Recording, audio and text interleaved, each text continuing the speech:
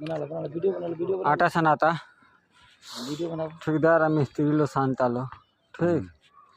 बहुत तनी घोप घोप घटिया लागत चला जब कौन वो काम करो तबे ही काम करियो दीदी बुरियो कहीं निकाल दी हाय हाय सारू भाई हवन मुंशी जी हवन सारू भाई हवन हैंकर कूपन के चक्कर खूब बची तो बेकार हां कूपन के चक्कर में निकाल जे ना 50 रुपए कूपन पा गई ना तारा दूगो लॉक करे वाला मिल गई ना कहो हमके का लॉक करे वाला मिलल हमके का मिलल लॉक करे वाला मिल गई अब का चाहिए लॉक करे वाला यहाँ जब मिल गई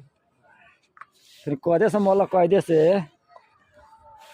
देखल बस हो गए घाट गइल है तो सब सुखले बा है अंदर वो मराई तो सब बुझ चल देखलो पुटी मारा था देखलो